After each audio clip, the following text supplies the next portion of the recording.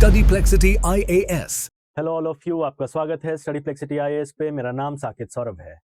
Today we are going to discuss about the budget which has been presented in the parliament on February 1st। आपको ये बात पता है कि ये बजट इंडियन इकोनॉमी के लिए कितनी ज़रूरी है और इसके साथ साथ हमारे एग्जाम्स के लिए कितना ज़रूरी है। आज हम समझेंगे कि इस बजट से हमें कौन कौन सी चीज़ें समझनी है, किन किन चीज़ों का ध्यान रखना है, किन चीज़ों के बारे में नोट्स बनाने हैं और बजट में ऐसा क्या खास है कि हम उसको अपने आंसर्स में, अपने MCQs में इस्तेमाल कर सकते हैं। तो बिना वक्त ज़ाया किए हम शुरू करते हैं। ये बजट है, madam finance minister Nirmala Sitharaman ने February 1st को ये बजट प्रेजेंट किया है और इसके क्या क्या कंपोनेंट्स होते हैं, इसके क्या क्या स्टेजेस होते हैं, हम सब कुछ इस क्लास में समझेंगे। तो इस क्लास का एजेंडा क्या है, हम बजट के बारे में समझेंगे, बजट के क्या क्या कंपोनेंट्स है उसके बारे में समझेंगे, इसके साथ बजट का क्या प्रोसीजर है उसके बारे में भी टच करके निकलेंगे। इसके साथ साथ हम देखने की कोशिश करेंगे कि सरकार के रिसीट्स और एक्सपेंडिचर की क्या हालत है। हम देखेंगे कि सरकार का टैक्स कलेक्शन कैसा जा रहा है। हम ये भी देखेंगे कि सरकार के डेफिसिट्स, ये जिसे हम अलग अलग डेफिसिट्स के तौर पे पढ़ते हैं, रेवेन्यू डेफिसिट है या फिस्कल डेफिसिट है, effective revenue deficit, primary deficit, इन सब को लेके क्या ट्रेंड है। हम ये भी देखने की कोशिश करेंगे कि कौन कौन से सेक्टर्स पे ज़्यादा ध्यान दिया गया है और सेक्टर स्पेसिफिक कौन कौन सी ऐसी स्कीम्स हैं जो सरकार इस बजट के द्वारा लेकर आई है। तो सबसे पहला जो चीज़ है वो हम समझेंगे कि बजट का कंपोनेंट क्या क्या है। आपको ये भी बात अच्छे से पता है कि ये शब्द बजट हमारे संविधान में नहीं मिलता है, लेकिन हम एक इस शब्द को हमने अपने इकोनॉमी में एसिमिलेट कर लिया है। तो देखते हैं कि कंपोनेंट्स क्या क्या हैं। Documents presented with the union budget, कौन कौन से ऐसे डॉक्यूमेंट्स हैं जो यूनियन बजट के साथ प्रेजेंट किए जाते हैं। तो जो सबसे पहला है वो है annual financial statement. Annual financial statement, if you will check your constitution and you will go down to article 112, you will find this word written there, annual financial statement। ये हर साल पार्लियामेंट में टेबल करना अनिवार्य है और सरकार इसे लेकर आती है। कहाँ लिखा है ये? Article 112 of the Indian constitution.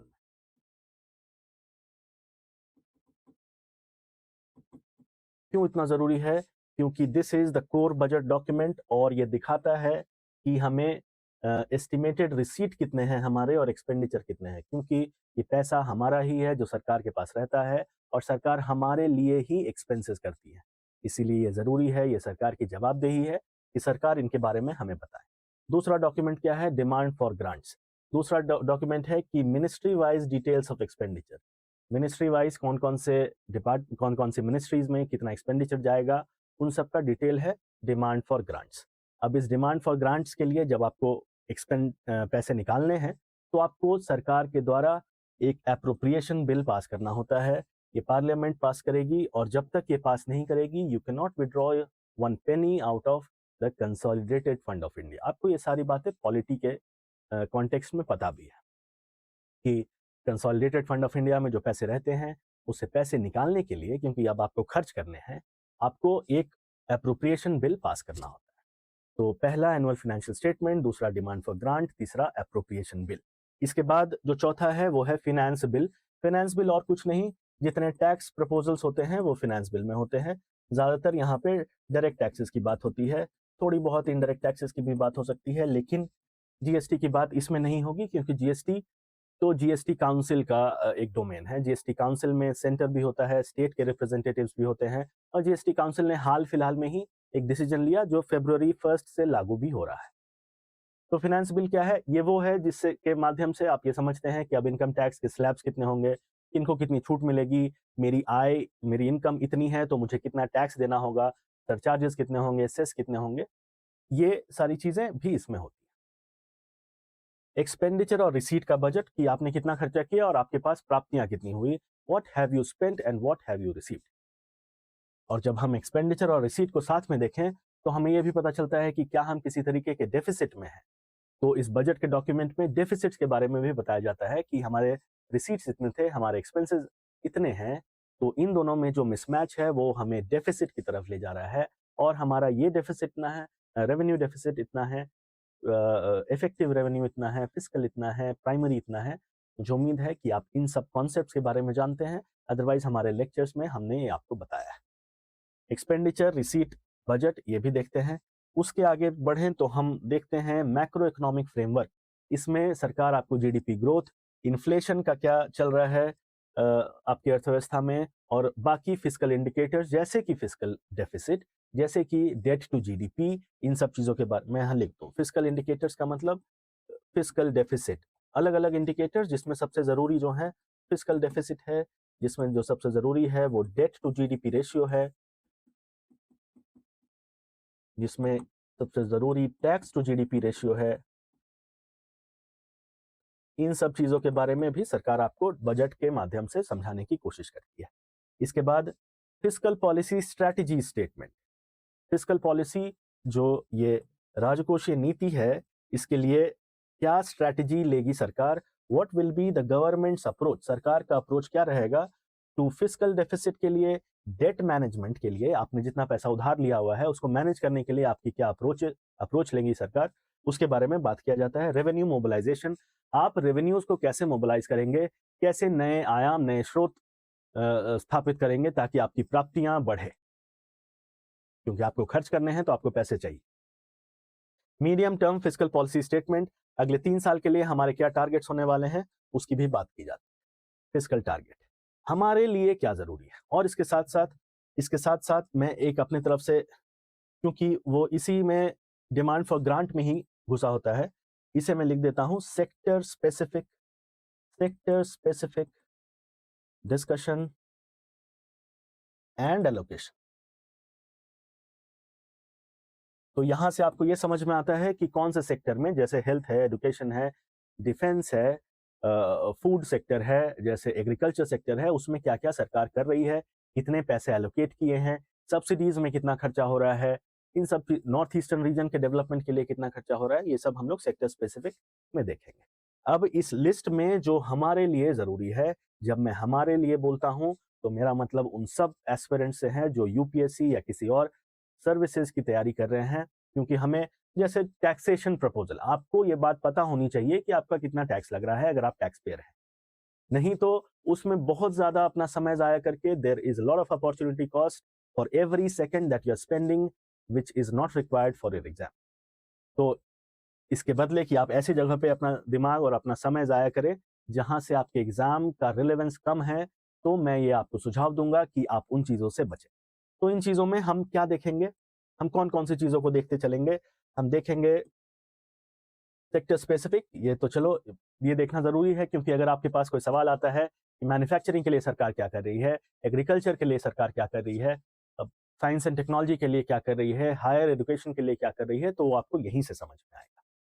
सरकार के क्या टारगेट्स हैं तो आप यहां से देख सकते हैं, सरकार की क्या अप्रोच है तो आप यहां से देख सकते हैं, सरकार ने ग्रोथ, इन्फ्लेशन और डेफिसिट्स को लेके, डेट टू जीडीपी को लेके, टैक्स टू जीडीपी को लेके क्या कहा है वो आप यहां से देख सकते हैं।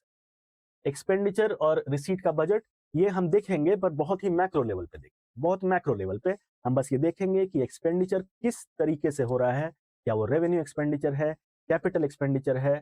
उसी तरीके से हम रिसीट्स में देखेंगे कि रिसीट का मतलब जो पैसे हमारे पास आ रहे हैं। अब पैसे हमारे पास आ रहे हैं किस रास्ते आ रहे हैं, अगर वो टैक्स के रास्ते आ रहे हैं, और टैक्स में भी कौन से टैक्स के रास्ते आ रहे हैं, क्या वो डायरेक्ट टैक्स के रास्ते आ रहे हैं या इनडायरेक्ट टैक्स के रास्ते आ रहे हैं, वो सारी चीजें हम यहाँ पे देखेंगे। पर इसमें अब एक एक रिसीट को आप बहुत कि मुझे एक पर्टिकुलर सेक्टर से कितना पैसा आया, एक पर्टिकुलर सेक्टर में कितना पैसा गया, ये समझना और ये ट्रैक करना, वो नंबर्स ट्रैक करने हमारा काम नहीं। एक्सपेंडिचर में हम देखेंगे सब्सिडी में कितना स्पेंड हुआ, हम देखेंगे कि डिफेंस में कितना स्पेंड हुआ, एजुकेशन में कितना स्पेंड हुआ, एनर्जी सेक्टर में कितना स्पेंड किया सरकार ने, ये सारी चीज। रिसीट्स में हम देखेंगे टैक्सेस का क्या हिसाब किताब है, यहाँ पे कुछ सेक्टर स्पेसिफिक देख लेंगे, सब्सिडी के बारे में देख लेंगे, हम फूड सेक्टर के बारे में या फूड सिक्योरिटी के लिए सरकार क्या खर्च कर रही है, या एग्रीकल्चर के लिए सरकार क्या खर्च कर रही है, मैन्युफैक्चरिंग के लिए सरकार क्या खर्च कर रही है। फिनेंस बिल में तो मैं आपको सुझाव दूंगा कि टैक्सेशन को लेकर हम थोड़ी सी बातें कर लेंगे, पर इसमें बहुत ज्यादा अपना समय जाया हम नहीं करेंगे। We will not invest a lot of time in finance bill because ये we are not preparing for और we are not chartered accountants और we are not tax consultant कि हमें एक एक निटी ग्रिटी के बारे में पता होना चाहिए। कुछ चीज़ें हैं जैसे सिक्योरिटी ट्रांजैक्शन टैक्स को लेके बहुत आप न्यूज़ इधर उधर सुन सकते हैं, तो मैं उसके बारे में कुछ डिस्कस कर लूँगा। सिक्योरिटी ट्रांजैक्शन टैक्स में सरकार ने कुछ बदलाव किया और आपने अखबारों के माध्यम से, न्यूज़ के माध्यम से, सोशल मीडिया के माध्यम से ये सुना भी होगा कि अचानक से जैसे ही अनाउंसमेंट हुआ, जैसे ही बजट की स्पीच खत्म हुई, कल का दिन बड़ा अनोखा था क्योंकि संडे को बजट पहली बार पेश किया गया और संडे को बाजार भी खुले थे, स्टॉक मार्केट। जैसे ही बजट की स्पीच खत्म हुई, स्टॉक मार्केट नीचे गिरा। क्यों गिरा? सिक्योरिटी ट्रांजैक्शन टैक्स को सरकार ने थोड़ा बढ़ा दिया। जब सिक्योरिटी ट्रांजैक्शन टैक्स का मतलब कि वो टैक्स जब आप फ्यूचर एंड ऑप्शंस में ट्रेड करते हैं तब आप पे करते हैं। तो जैसे ही बढ़ाया, कंज्यूमर का सेंटिमेंट खराब हुआ और नीचे वो खिसका बाजार। तो इसके ये सारी बातें हम सीख सकते हैं। एप्रोप्रिएशन बिल, ये तो हम इसमें क्या करेंगे? बिल तो पास करना सरकार का काम है, पार्लियामेंट का काम। डिमांड फॉर ग्रांट कौन से मिनिस्ट्री में कौन सा कितना एक्सपेंडिचर जा रहा है, ऊपर से देख सकते हैं, लेकिन इसमें भी बहुत ज्यादा अंदर जाने की जरूरत नहीं है।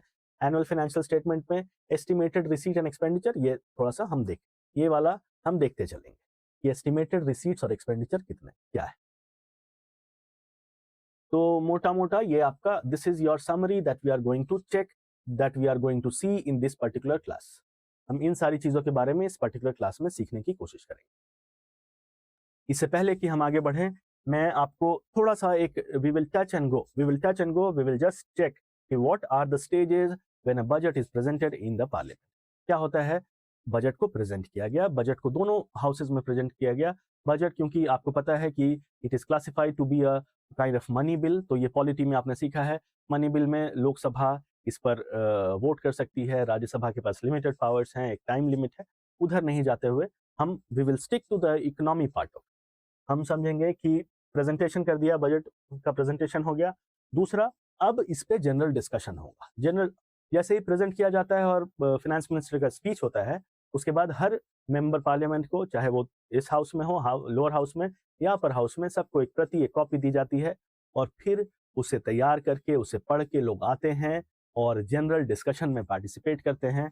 तो दूसरा जनरल डिस्कशन होता है।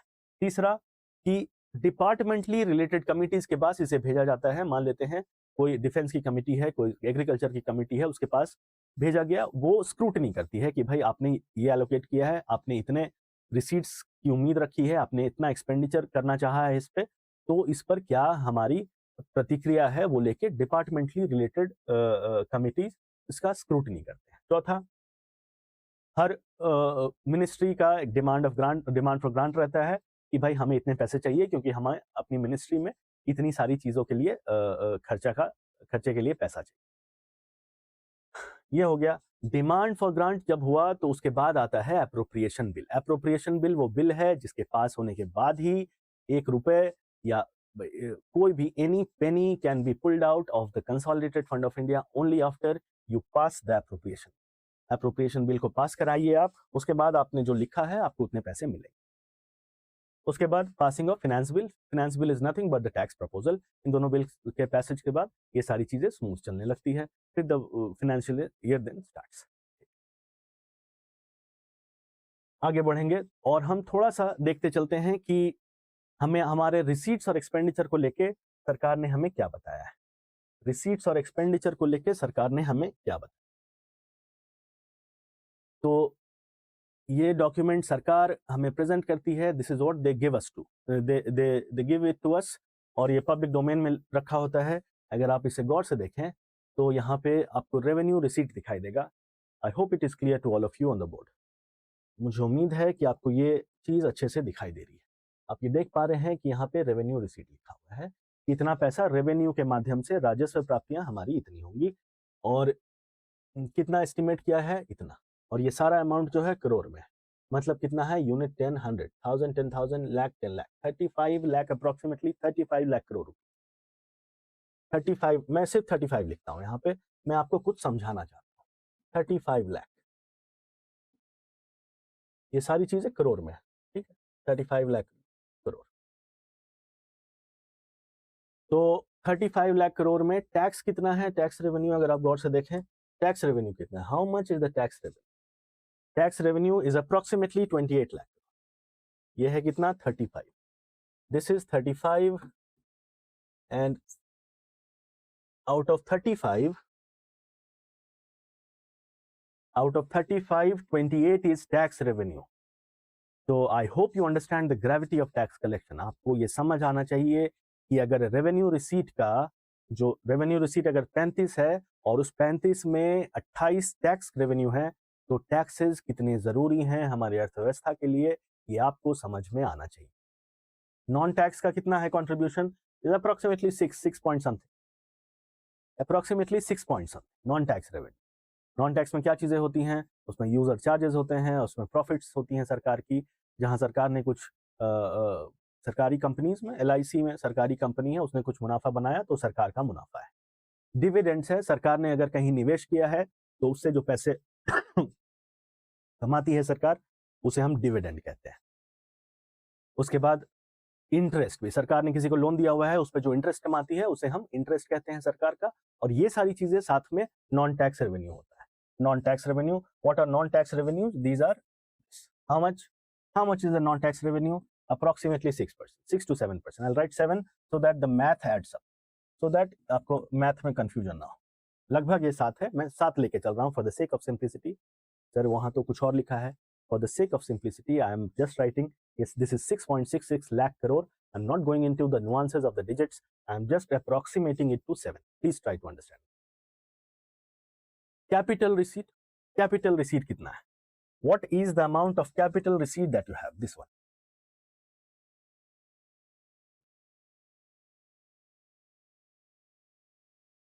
Capital receipt is around 18 lakh crore. मैं बस 18 लिखता हूं ताकि आपको चीजें ब्रॉडली समझ में।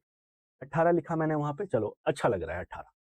लेकिन जैसे ही आप इस हेड को देखेंगे आपको चीजें अच्छी लगनी बंद हो जाएंगी, क्योंकि इस 18 में से लगभग 16.9 या लगभग मैं 17 बोल सकता हूं, 17 हमारे बोरोइंग्स है या हमारी लाइबिलिटी।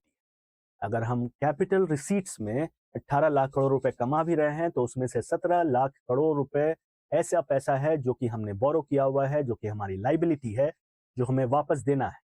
और सिर्फ वापस देना नहीं, जब तक वो पैसा हमारे पास है हम उसका इंटरेस्ट भी चुका रहे हैं।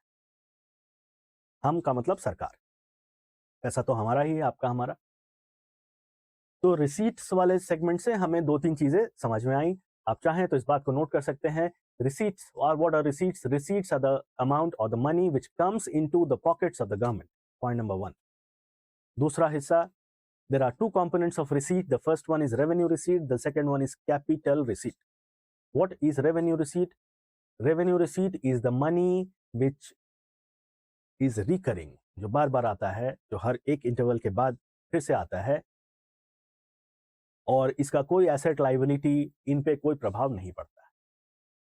अब रेवेन्यू रिसीट कितने तरीके के होते हैं? एक टैक्स होता है और एक नॉन टैक्स होता है। तो रेवेन्यू रिसीट अगर 35 lakh, if the revenue receipt is 35 lakh crore, we can see from this figure which is presented to you by the finance minister yesterday that out of 35 lakh crore 28 lakh crore is tax revenue। और इससे ये साफ है कि taxes हमारे देश के लिए, हमारे अर्थव्यवस्था के लिए बेहद जरूरी है। टैक्स एडमिनिस्ट्रेशन बहुत जरूरी, इसीलिए हम टैक्सेशन को बड़े डिटेल में समझने की कोशिश करते हैं। इसीलिए यूपीएससी के पास 2 सेपरेट सर्विसेज हैं टैक्सेस के लिए, 28, और बाकी 7 जो है वो नॉन टैक्स है। नॉन टैक्स क्या होता है? सरकार के यूजर चार्जेस, मैंने बिजली का इस्तेमाल किया, मैंने बिजली का बिल भुगतान किया, वो यूजर चार्ज है जो मैं सरकार को देता हूं। मैंने ट्रेन की टिकट ली, मैंने सरकार को पैसे दिए, वो यूजर चार्जेस है। प्रॉफिट क्या है सरकार का? कोई सरकारी कंपनी ने मुनाफा कमाया, वो प्रॉफिट सरकार। डिविडेंड क्या है? सरकार ने कहीं निवेश किया, वहां से पैसे कमाए, वो डिविडेंड। इसके बाद इंटरेस्ट, सरकार ने किसी को लोन दिया है, या किसी राज्य को लोन दिया है, या किसी और को लोन दिया है, या बाहर के देश में कहीं लोन दिया है, किसी दूसरे देश को लोन दिया है, श्रीलंका को, भूटान को, ऐसे लोन्स भी सरकार देती है। वहां से जो इंटरेस्ट कमा रही है, जो सूद कमा रही है सरकार, उसे हम इंटरेस्ट में लिखते हैं, और वो सब नॉन टैक्स है। नॉन टैक्स का कंट्रीब्यूशन कितना? 7, बहुत छोटा, minuscule if you compare that with the taxes which are collected by the center। Okay. Coming to the capital receipt, capital receipt में टोटल कितना 18, 18 के बाद 18 में लगभग 17 तो आपकी बोरोइंग्स है, बोरोइंग्स एंड अदर लाइबिलिटीज, आपने जो लोन लिया है, आपने जो बोरोइंग ली है, वो आपको दिखाता है कि ये कितना प्रॉब्लमेटिक हो सकता है। रिकवरी ऑफ लोन्स भी होता है, बहुत छोटा है। डिसइन्वेस्टमेंट, अदर रिसीट्स में डिसइन्वेस्टमेंट है, सरकार अगर विनिवेश करती है, सरकार के पास कोई एसेट है, सरकार ने उसका 5% किसी को दे दिया और उसके बदले जो पैसे कमाती है उसे हम विनिवेश के द्वारा आया हुआ या विनिवेश के द्वारा प्राप्त किया हुआ राशि कहते हैं, उसे हम अंग्रेजी में डिसइन्वेस्टमेंट प्रोसीड्स कहते हैं, और वो बहुत छोटा है जब उसे हम बोरोइंग से कंपेयर करें। 35 रुपए रेवेन्यू रिसीट्स में, 35 लाख करोड़ है, मैं 35 मान रहा हूँ, 35 रेवेन्यू रिसीट्स में, 18 कैपिटल रिसीट में, इस 35 में 28 टैक्सेस, इस 18 में 17 बोरोइंग। ये मोटा मोटा चीज, ये मोटी मोटी बातें, ये मैक्रो लेवल की बातें अगर आपके दिमाग में घुस जाती हैं तो आपको इस बजट का एनालाइज करने में आसानी। आगे बढ़े और हम देखेंगे एक्सपेंडिचर का क्या हालत है। ये तो देख लिया हमने कि रिसीट्स के हालात ऐसे हैं। This is how the receipts are looking like, this is how the receipts are looking like, ये रिसीट्स की हालत।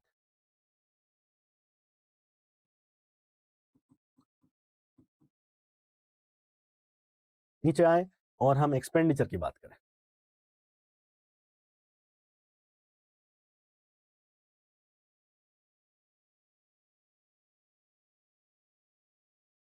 जब हम एक्सपेंडिचर की बात करेंगे तो एक्सपेंडिचर में रेवेन्यू अकाउंट, ये कैसा अकाउंट है? ये वैसा अकाउंट है जो कि कंजम्पशन और मेंटेनेंस के एक्सपेंडिचर को दिखाता है, जो इस तरीके के एक्सपेंडिचर दिखाता है जिसके थ्रू हम बस अपनी चीजों को मेंटेन कर रहे हैं और कंज्यूम कर रहे हैं, हम कोई एसेट क्रिएशन नहीं कर रहे हैं।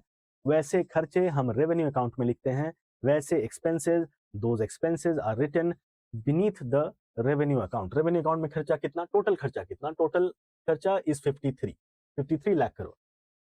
In revenue account, we are spending 41. Please, all of you be mindful of the fact that out of the 53 rupees that we are spending 41 in revenue account. That means we are spending for consumption and maintenance. बचे हमारे पास 12, उस 12 को हम लगाते हैं capital में, capital expenditure में, और यही कैपिटल एक्सपेंडिचर हमारे लिए एसेट क्रिएट करता है। ये 41 रेवेन्यू एक्सपेंडिचर जो है वो सारी चीज़ों में, सैलरीज में, पेंशन्स में, जो सरकार इंटरेस्ट का भुगतान करती है, जब उसने लोन लिया तो इंटरेस्ट भी देगी, इंटरेस्ट का भुगतान करती है, डिफेंस में जो एक्सपेंडिचर होता है, सब्सिडीज में जो एक्सपेंडिचर होता है, राज्य सरकारों को ग्रांट इन एड में जो पैसा जाता है, वो सारा वो सब कुछ रेवेन्यू एक्सपेंडिचर इस 41 में निहित, इस 41 में सबज्यूम्ड है। What is capital expenditure? It is the expenditure that the government incurs on asset creation. जब आप एसेट कुछ बनाते हैं, road, railway, sports, school, highways, अस्पताल, किसी को स्किल करने के लिए कोई skill centre, AI centre, corridors, उसे हम कैपिटल एक्सपेंडिचर के अंदर। कैपिटल एक्सपेंडिचर कितना है कैपिटल अकाउंट में? What is the capital expenditure? यहाँ है कैपिटल अकाउंट में लगभग 12, टोटल एक्सपेंडिचर 53, उसमें 41 रेवेन्यू एक्सपेंडिचर, उसमें 12 कैपिटल एक्सपेंडिचर। मुझे उम्मीद है कि आपके दिमाग में बहुत सारा पिक्चर क्लियर हुआ कि रिसीट में पैसा कहाँ कहाँ से आ रहा है, कैपिटल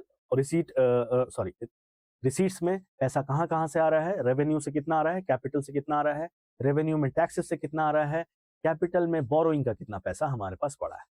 उसी तरह एक्सपेंसेस में हमें ये भी समझ में आया कि रेवेन्यू एक्सपेंसेस कितने हैं और कैपिटल एक्सपेंसेस कितने हैं। इसके बाद आप इस स्थिति में हैं कि आप समझ पाएं कि हमारे देश में बजटिंग में किस तरीके से थोड़ा सा आपको इसे बैलेंस करने की जरूरत है। टैक्सेस की जरूरत क्यों है? क्योंकि टैक्सेस का कंट्रीब्यूशन ज्यादा होता है, नॉन टैक्स का कंट्रीब्यूशन आप कुछ भी कर लें उतना ज्यादा नहीं हो सकता। उसी तरीके से एक्सपेंसेस में आपको रेवेन्यू और कैपिटल, जैसे इस बार के बजट में सरकार ने कैपिटल एक्सपेंडिचर को रिवैम्प किया है, बढ़ाने की कोशिश की, और ये 12 कर दिया है। ठीक,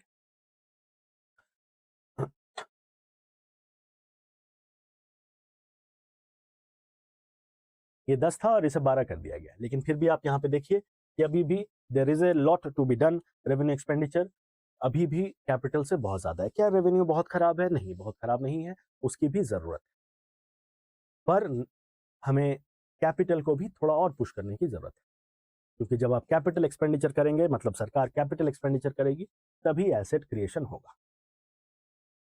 आगे बढ़ेंगे और ये एक स्टूडेंट्स को के लिए है कि कितना पैसा कहाँ से आ रहा है, कौन कौन से टैक्सेस हमें का कंट्रीब्यूशन सबसे ज़्यादा होता है, कौन कौन से टैक्सेस का कंट्रीब्यूशन या जो पैसा हमारे पास आ रहा है वो कौन कौन सा किधर से पैसा आ रहा है। सबसे बड़ा आपको जो पाई दिखेगा वो बोरोइंग एंड लाइबिलिटी। उसके बाद कॉर्पोरेशन टैक्स, ये वो टैक्स है जो कंपनियां अपनी प्रॉफिट पे करती है, ये वो इनकम टैक्स है जो हम इंडिविजुअल्स अपने इनकम पे करते हैं। तो ये है बोरोइंग लाइबिलिटी, ये है इनकम टैक्स, ये है कॉर्पोरेशन टैक्स। उसके बाद जीएसटी का एक बड़ा सहयोग है हमारे अर्थव्यवस्था में, इतना बड़ा। नॉन टैक्स रेवेन्यू इतना है। Non debt capital receipt, non debt capital receipt का मतलब क्या है? नॉन डेट कैपिटल रिसीट ये उस तरीके का कैपिटल रिसीट है जो कि डेट क्रिएट नहीं कर रहा है। मतलब कैपिटल के दो हिस्से होते हैं, ये आपने फिस्कल पॉलिसी में पढ़ा भी है, मैंने आपको विस्तार में बताया भी है कि कैपिटल रिसीट के दो हिस्से होते हैं। एक होता है डेट क्रिएटिंग कैपिटल रिसीट, एक ऐसा कैपिटल रिसीट जो कि आपने अपने पास रख तो लिया but that is a debt, वो एक उधार है जो कि आपको वापस करना है, के साथ साथ आप उस पर इंटरेस्ट का भुगतान तो कर ही रहे हैं। What is non debt? ये ऐसा कैपिटल रिसीट है जो आपके ही पैसे थे, आपके पास आ गए। जैसे आपने किसी को लोन दिया था, मतलब केंद्र सरकार ने किसी को लोन दिया था, मान लेते हैं राज्य सरकार को लोन दिया था, राज्य सरकार ने वो पैसे वापस कर दिए, तो आपका ही पैसा था आपके पास वापस आ गया, विच इज नॉन डेट। आपका पैसा आपके पास, ये उधार तो नहीं है। दूसरा, डिसइन्वेस्टमेंट प्रोसीड्स, विनिवेश से पर्याप्त की गई राशि। डिसइन्वेस्टमेंट या विनिवेश करने से जो आपने राशि प्राप्त की उसे हम डिसइन्वेस्टमेंट प्रोसीड्स कहते हैं। जब आपने अपना कोई एसेट को लिक्विडेट किया, मान लेते हैं आपके पास बहुत सारी जमीनें थी, आपने उसमें से कुछ हिस्सा किसी को, प्राइवेट प्लेयर को बेच दिया, उसके बदले में जो पैसे आए, it is not a debt because the property was yours. तो वैसा चीज को हम कहते हैं नॉन डेट। यहाँ दो चीजें मैं लिख देता हूं ताकि आपको अच्छे से दिमाग में बैठा रहे। रिकवरी ऑफ लोन्स, जो लोन्स आपने रिकवर किया। दूसरा, डिसइन्वेस्टमेंट प्रोसीड्स।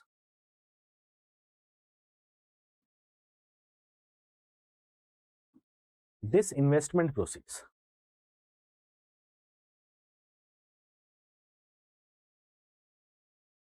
एक्सपेंडिचर, ये वाला टेबल भी हम देख लें ताकि हमें एक ब्रॉड आइडिया लग जाए कि कहां कहां कितना स्पेंड करती है सरकार।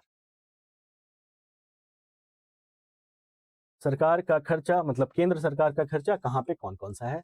स्टेट, जो राज्यों को अपने डिविजिबल पूल में, आपको ये बात पता है कि जब टैक्सेस का कलेक्शन होता है फिर स्टेट के साथ उसे शेयर किया जाता है। फिनेंस कमीशन के रिकमेंडेशन के हिसाब से 41% of the divisible pool of taxes, अगर टैक्सेस इतना है तो उसका 41% स्टेट्स को दे दिया जाता है। ये भी हमने फिनेंस कमीशन में पढ़ा है, समझा है। 41% goes to from the centre, 41% of the taxes goes to states. 41% of the taxes। सरकार के खर्चे का वो कितना हिस्सा होता है? सरकार के खर्चे का वो 22% होता है, वो लिखा है यहाँ। और बाकी जो बड़ा बड़ा ये पाई है उसे हम देख लेते हैं। इंटरेस्ट पेमेंट, ये थोड़ा सा डिस्टर्ब करने लायक है। आपने इतने पैसे उधार में ले लिए तो इंटरेस्ट का पेमेंट इतना बड़ा है, इसका मतलब इंटरेस्ट आपने, आप जो ब्याज दे रहे हैं, जो ब्याज दे रहे हैं वो इतना दे रहे हैं। डिफेंस में इतना, डिफेंस तो खैर डिफेंस की जरूरत भी हो सकती है, और डिफेंस में हमें we need revamping in defence sector. हमें और, क्योंकि the amount of geopolitical tensions that we have and also the tensions that we have on the borders, we need expenses on defence. तो डिफेंस में इतना खर्चा होता है, पेंशन में इतना खर्च होता है, सब्सिडीज में भी अच्छा खासा खर्च होता है। क्या सब्सिडीज अच्छा है बुरा है? हम ऐसे नहीं कह सकते, बहुत जगह सब्सिडीज की जरूरत है। And freebies are not subsidies. Subsidies are something which may have future benefits. Freebies का मतलब कि आप, और एक और अलग डिस्कशन है कि फ्रीबी अच्छा है बुरा है, सब्सिडीज में कौन कौन सी सब्सिडीज अच्छी हैं, कौन कौन सी सब्सिडीज में दिक्कतें हैं। अब आप सब्सिडीज में, जो मेजर सब्सिडी है इस देश में जो दी जाती है वो फर्टिलाइजर पे दी जाती है, वो फूड पे दी जाती है। The major expense of the central government is on fertiliser subsidy and food subsidy. मुझे उम्मीद है कि आपने ये बात भी समझ ली, मुझे उम्मीद है कि आपने ये बात भी अच्छे से समझ लिया। आगे बढ़ें, देखते हैं क्या है और। अच्छा, डेफिसिट का ट्रेंड, डेफिसिट का ट्रेंड देखते हैं। डेफिसिट क्या होता है? जब प्राप्तियां और खर्चों के बीच में एक डिफरेंस आ जाए, आप कुछ पैसे खर्च कर रहे हैं और कुछ पैसे कमा रहे हैं।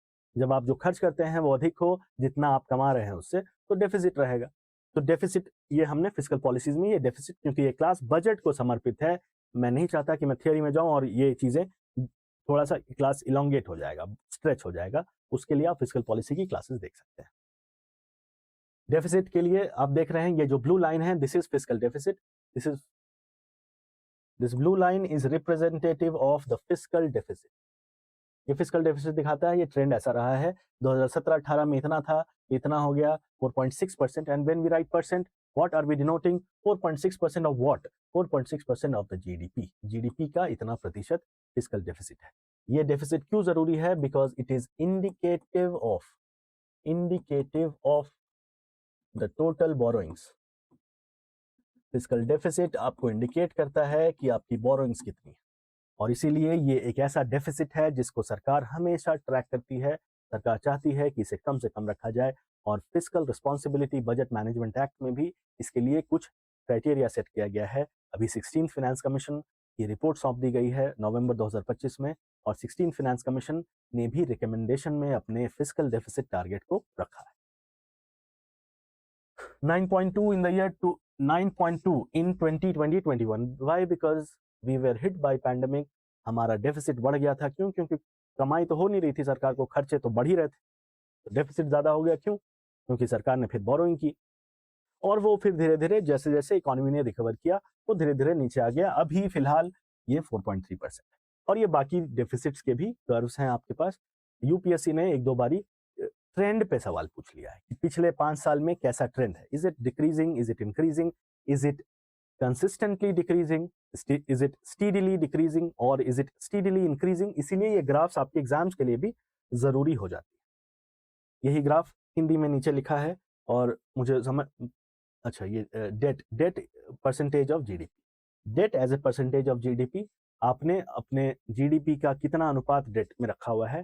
तो ये 61 चला गया था, और अब ये घट के 55 हो गया है। हम आगे स्लाइड्स में आगे आने वाले 5-10 मिनट में ये समझेंगे कि सरकार ने अपने लिए 2030-31 के लिए एक लक्ष्य भी रख लिया है कि हम डेट टू जीडीपी को 50 के आसपास लेके आ जाएंगे।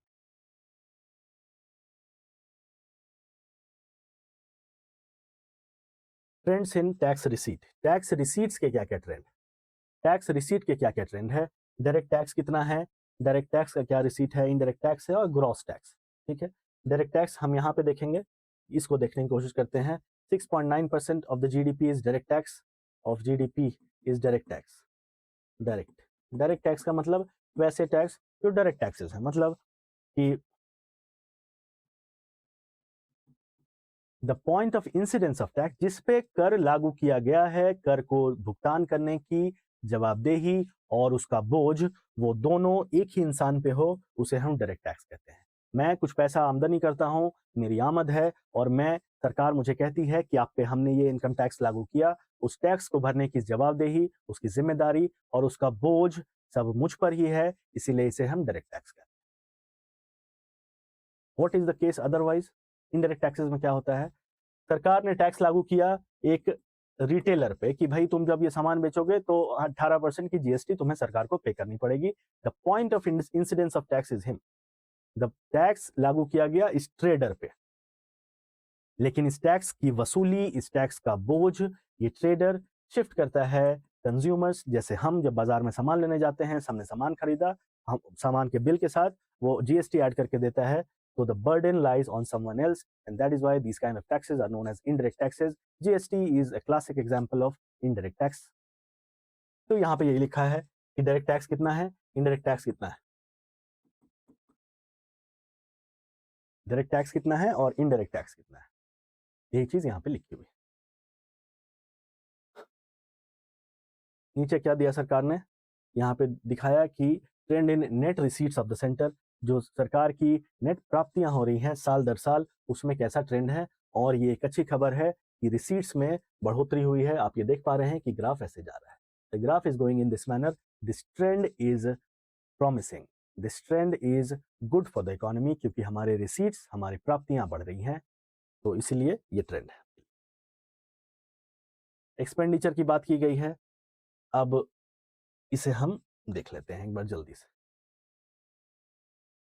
एक्सपेंडिचर भी 46.3, 49.65, 53, एक्सपेंसेस भी बढ़ रहे हैं। और एक्सपेंसेस का बढ़ना कोई बुरी बात, अगर आपके रिसीट्स अच्छे हैं तो आपके एक्सपेंसेस भी बढ़ सकते हैं, बशर्ते आप सही जगह पे स्पेंड कर रहे हो।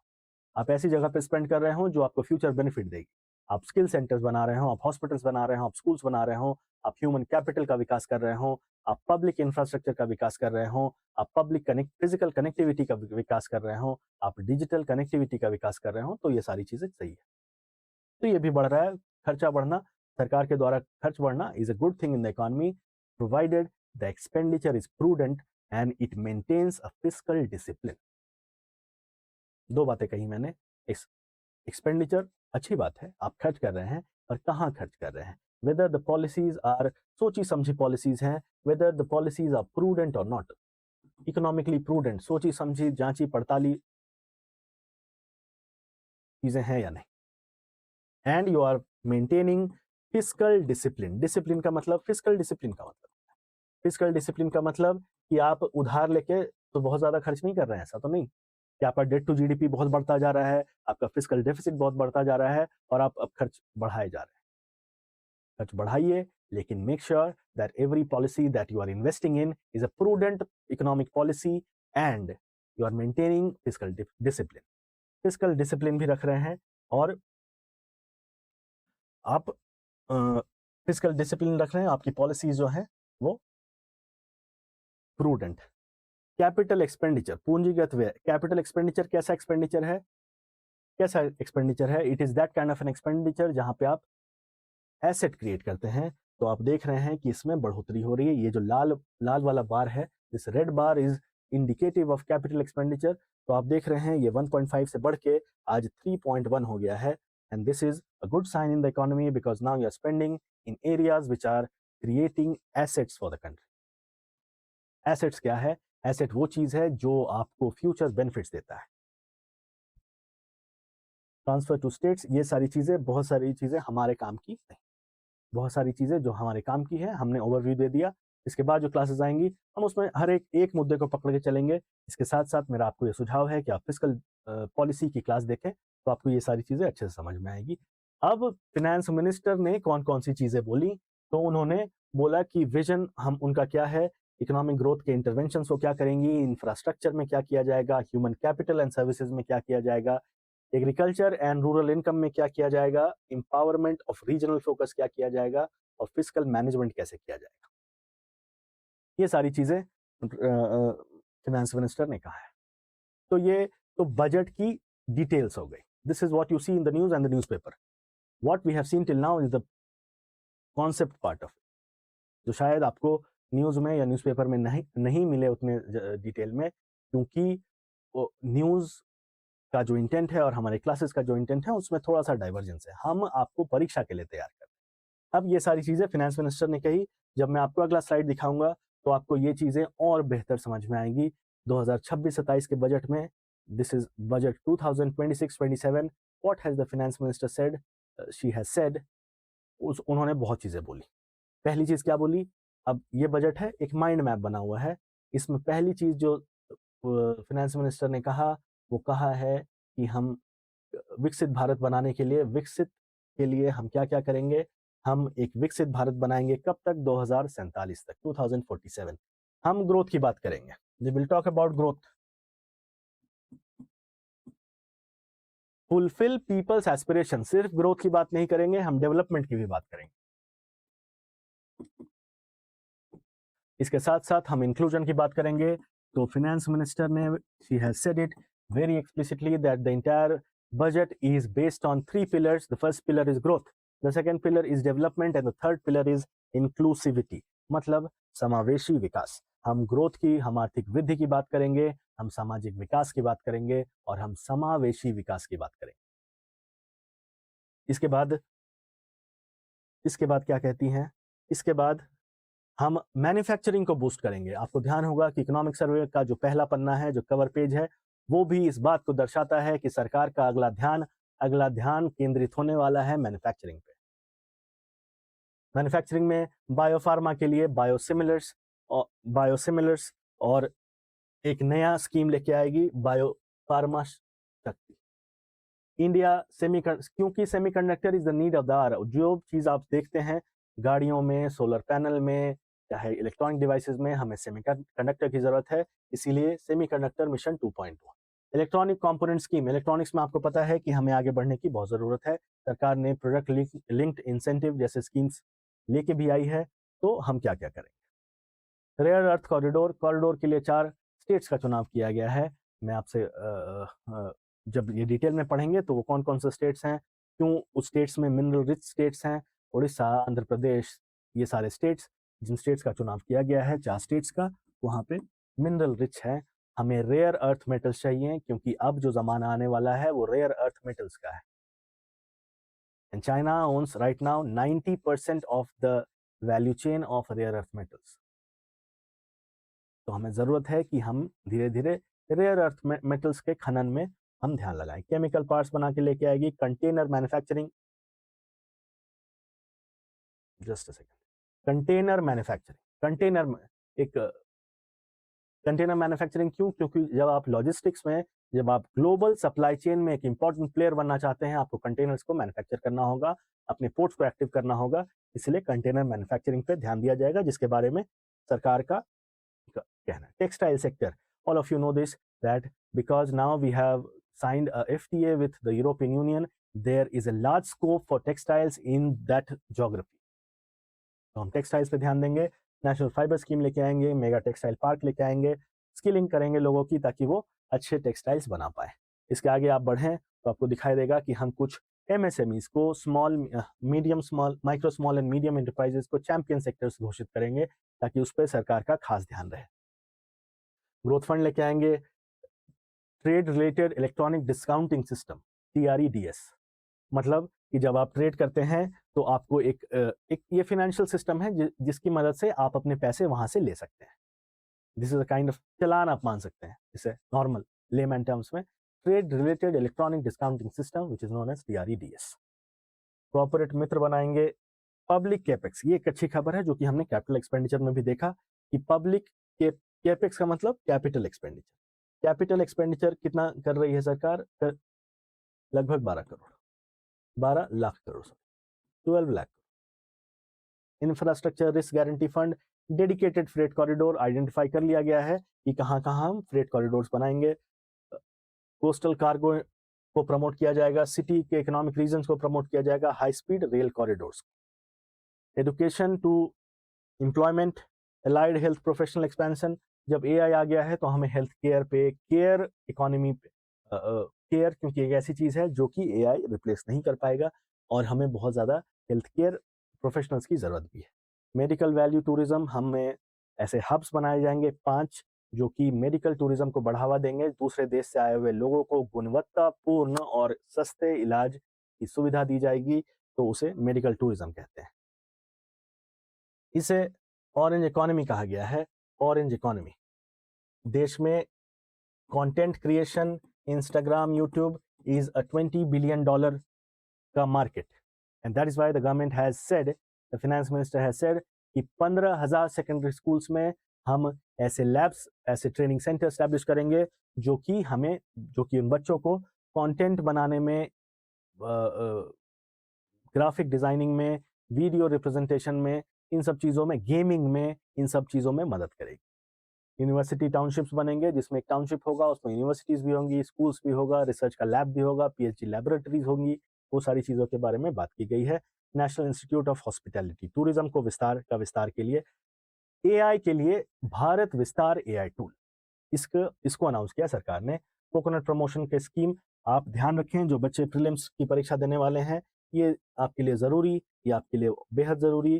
कैशू एंड कोकोआ प्रोग्राम, अब सवाल कैसे, इससे कोई एग्रीकल्चर ज्योग्राफी का सवाल कि कैशू कहाँ होता है, कैशू का बोर्ड क्या होता है, इसके लिए MSP होती है कि नहीं, ये सारी चीज़ें पूछी जा सकती हैं। She marts for women, fishery का वैल्यू चेन, ये सारी चीज़ें बनाई जाएंगी। तो जो चीज़ें हैं मैं आपको एक बार ये दिखा दे रहा हूँ क्योंकि आने वाले क्लासेस में हम एक सेक्टर को उठाएंगे और उस पर सरकार ने क्या क्या वादा किया है, क्या क्या लेके आई है इस बजट में, उसकी बात करें। दिव्यांग जन कौशल योजना, assistive technology marts, Purvodaya, NI Buddhist circuit, NIMHANS एक हेल्थ केयर, मेंटल हेल्थ के लिए है। अब इसे रांची में एक सेंटर है उसे भी रिवैम्प किया जाएगा, तेजपुर में एक सेंटर है उसे भी रिवैम्प किया जाएगा। फिस्कल मैनेजमेंट में फिस्कल डेफिसिट के टारगेट को 4.3% रखा गया है, डेट टू जीडीपी के टारगेट को 50% रखा गया है, और 16 फाइनेंस कमीशन ने जो ग्रांट के डिमांड रखे हैं कि आप इतना ग्रांट राज्य सरकारों को दे, उसकी भी पूर्ति की जाएगी। तो क्या क्या सीखा हमने, हम पिछले स्लाइड में चले तो हमें बेहतर, क्योंकि वो थोड़ा सा that has become a little cumbersome. इन सब चीज़ों के बारे में इस बजट में क्या क्या चीज़ें हैं, क्या हमें दिखाया सरकार ने कि हमारा इतना खर्चा, इतना रिसीट, इतना डेफिसिट। मैं यहाँ लिखते चलता हूँ। हमने क्या क्या देखा अभी तक कि बजट के कंपोनेंट्स क्या है। दूसरा हमने देखा सरकार का रिसीट कैसा है, सरकार का एक्सपेंडिचर कैसा है। तीसरा हमने देखा सरकार के डेफिसिट्स कैसे हैं। चौथा हमने देखा सरकार के टैक्सेस, टैक्स कलेक्शन कैसा है। पांचवा हमने देखा कि कैपिटल एक्सपेंडिचर कैसा है, कैपिटल एक्सपेंडिचर कैसा है। ये 5 अहम मुद्दे हमने देखे, साथ साथ में इसे मैं छठा लिखता हूं, I am writing this to be the sixth क्या है कि इस बजट में सरकार क्या क्या लेके आई है। विजन एंड कर्तव्य में सरकार का कहना है कि हम ग्रोथ की बात करेंगे, हम डेवलपमेंट की बात करेंगे, और इसके साथ साथ हम इंक्लूजन की बात करेंगे। ये 3 सबसे महत्वपूर्ण आधारशिला है जिस पर यह बजट केंद्रित है। और बाकी इकोनॉमिक ग्रोथ के लिए क्या क्या इंटरवेंशन लेके आएगी सरकार, इसे हम अलग से देखेंगे, एक एक क्लास में देखेंगे। 50 मिनट से 60 मिनट तक सिर्फ इसी की बात करेंगे। इंफ्रास्ट्रक्चर एंड कनेक्टिविटी की एक फिर से डेडिकेटेड क्लास में क्या क्या बातें की। ह्यूमन कैपिटल बहुत जरूरी है, विस्तार से समझेंगे ह्यूमन कैपिटल क्या होता है, उसके लिए इस बजट में क्या क्या चीजें हैं। एग्रीकल्चर के लिए इस बजट में क्या क्या चीजें हैं, एम्पावरमेंट के लिए क्या क्या चीजें हैं, फिस्कल मैनेजमेंट के लिए क्या क्या चीजें हैं। तो इस पूरे बजट का निचोड़ आपके बोर्ड के सामने है। बजट के कंपोनेंट्स क्या होते हैं, एनुअल फाइनेंशियल स्टेटमेंट क्या होता है, रिसीट और एक्सपेंडिचर क्या होता है, सरकार ने जो बजट लाया है उसमें सरकार के रिसीट्स और एक्सपेंडिचर को देख के हमें क्या क्या चीजें समझ आती है, डेफिसिट्स क्या होता है, उसका ट्रेंड कैसा रहा है, फिस्कल डेफिसिट कैसा होता है, टैक्स कलेक्शन कैसा होता है सरकार का, अभी डायरेक्ट टैक्स कितना है, इनडायरेक्ट टैक्स कितना है, और कैपिटल एक्सपेंडिचर कितना है, ये सारी चीजें। यहाँ पे कुछ स्कीम्स की बात की गई, बायोफार्मा शक्ति की बात की गई। मैं यहाँ लिख भी देता हूँ। What is the 7th important thing which a student should be knowing? Schemes announced in budgets. Schemes announced in budget. ये आपके लिए फिर से जरूरी। तो अगर आपने बजट को इस 7 पिलर्स पे केंद्र करके समझा तो आपके लिए बहुत आसान भी होगा और आप बेकार की चीजों में नहीं उलझेंगे, नहीं फंसेंगे। एक बात है, टैक्स प्रपोजल जो पिछले साल था, इनकम टैक्स के स्लैब्स वैसे ही रखे गए हैं।